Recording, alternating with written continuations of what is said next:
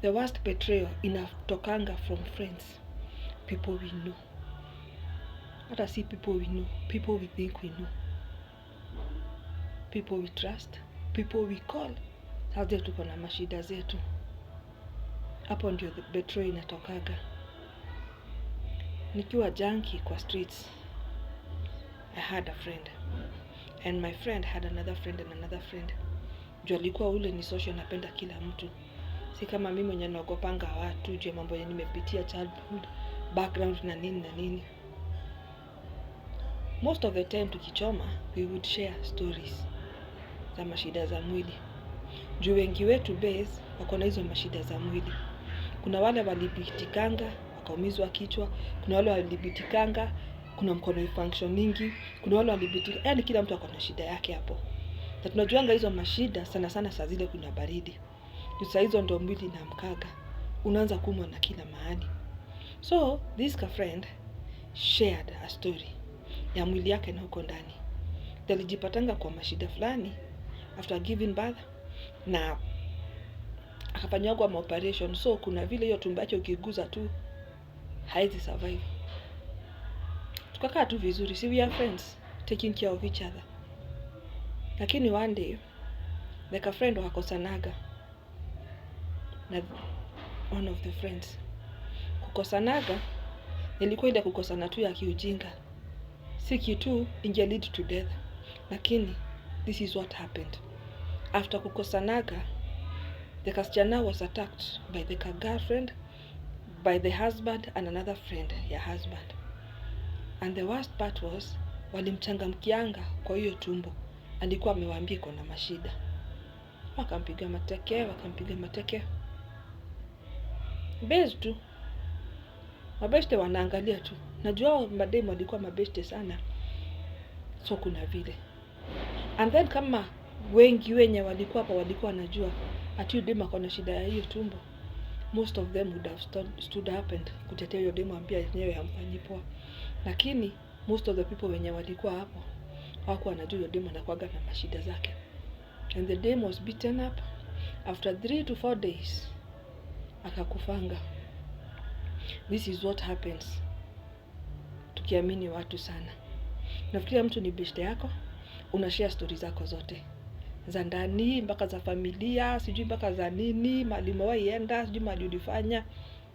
Mimi hata nikiwa tao nilikuwa napenda kwenda haso zangu peke yangu. You have seen what friends do to their friends. Unajuanga huyo mtu si rafiki yako saa zile uko kwa shida. Saa zile amekurusha kwa shimo ingine yenye huwezi kujitoa. And it happens to us most of the time. Juu home rejectiwa, sijui umerejectiwa na kila mtu. So madi umeenda kwa base umepatana na mtu mmoja, huyo unafikiria ndio rafiki yako, huyo ndo anakuzanga, huyo ndo anakuleteanga mashida zingine zenye haujawahi ona. Unaishi kuregret. Kama hautakufa unaishi kuregret. Na trust inaishianga hapo. Hakuna mtu unaweza amini. Mimi kuna kitu naomba hii mwaka, God tu anifungue macho, anisaidie nijue marafiki zangu na maadui wangu. Anike madui design yenyewe ndajua kila mtu huyu ni nani na huyu ni nani. Yes, then nimekuwa na hii mimba, nimelearn vizuri mambo mingi sana. Mambo sikuwahi fikiria naweza learn. Nimelearn. Nimekuwa lesson kubwa kwangu sana. Na ni lesson sitawahi sahau. Saa zile uko na shida, hata wakukupigia simu haupatangi. Saa zile uko sawa, sasa unakuanga na mabeshte. Oficha si mabeshte zako, juu mabeshte mnakula pamoja, mnacheka pamoja. Na saa zile uko na shida hauonangi. Are those friends? I don't think they are friends. Hii ni mwaka ingine, na lazima ni paint na colors bright. Justaki mashida ya last year ama last year but one. Sitaki nightmares za kitambo zenye zimeshi kunihunt zinihant tena. Hapana. Nimeomba Mungu sana na nimekuwa nikiomba Mungu sana, and I'm grateful to God. Kama kuna kitu amenipatia ndio kukuwa isolated. Na hiyo isolation, despite kukuwa na feel saa zingine lonely, I'm grateful to God. Nimepata opportunity ya kuomba Mungu vizuri na kufunguka macho. Juu saa hizi ndio nilikuwa jambi wa kitambo, hizi nimekuwa jambi mwingine different. I want to live a clean life yenye sitakuwa na stress za nini ama nini ama nini. I've lost too much. Hizo miaka nilikuwa grao, nilikuwa ka youth tu, nilikuwa kadem kadogo.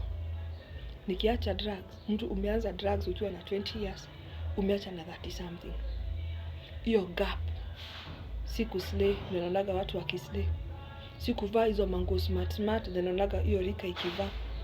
Yes, nilikuwa na watoto wawili, lakini I still had that chance. And I just wish ningepata hiyo opportunity. Mpaka saizi mimi wana miss kuvaa katumbo cut. Kamkonyokeja. Lakini sasa hiyo ni kitu siwezi fanya. Na misinji kuvaa ragged ingine yako fani hivi. Lakini si kitu naweza fanya saizi. Juu nilipitwa na wakati.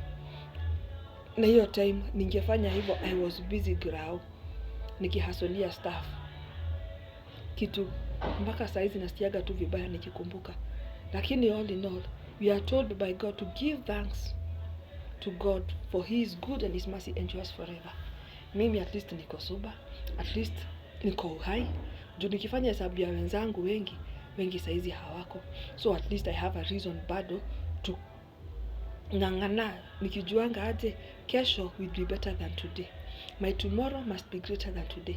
I have to keep on pushing. I have to keep on pushing. Anaambianga watu hakuna kitu mbaya kama drugs. Drugs inakuharibianga kila kitu. Drugs inachukuanga kila kitu. Unaibianga mpaka watoto wako. Unajibia hata wewe mwenyewe. Unakujanga kuregret baadaye. After umemess, after umeharibu kila kitu, after umekosana na kila mtu, unakuwa ile wall of shame. Unaonashanagwa na watu hivyo ukipita. Na hata wanafika mahali hata wagopangi, wanakuambia life, wanakuita life mwizi. Au wanakuita malaya life. Wanakuita junkie, ni kale kama dawa. Wanacheka juu wanaona ni immune kwa hiyo mashida uko nazo. Mimi nilisema na nikasema hata sitawahi judge mtu. Juu I don't know where he or she is coming from. Hii life inakuwaga very unfair. Unaweza ishi kukua mzuri kwa watu, unaweza penda watu, unaweza kuwa tu na maisha yako. Lakini tu shit happen. One day tu utipata kwa maisha ingine yenye haukuwa itarajia. Mimi ningeambiwa nikakuwa junkie siku moja, singeamini. Ningeambiwa nitalala kwa street tao, singeamini. Ningeambiwa nitapiga umalaya tao, singeamini. Lakini all that happened to me. Nilikuwa naishi life mbaya sana nikiwa junkie. Nalala nje. Kwa nyumba, nobody can trust you. Sasa zile uko mgonjwa, umegonjekea sijui wapi, hakuna mtu anaweza kukubali ukae kwa hiyo nyumba. Juu at the end of the day, wakikutrust ubaki kwa hiyo nyumba, watoka na kitu, uende utoe rosto. And then ujunkie ni hakuna kitu jinga kama hiyo. Juu unaichukuanga, unaenda unauza, and then unasahau. Unarudi kwa the same nyumba.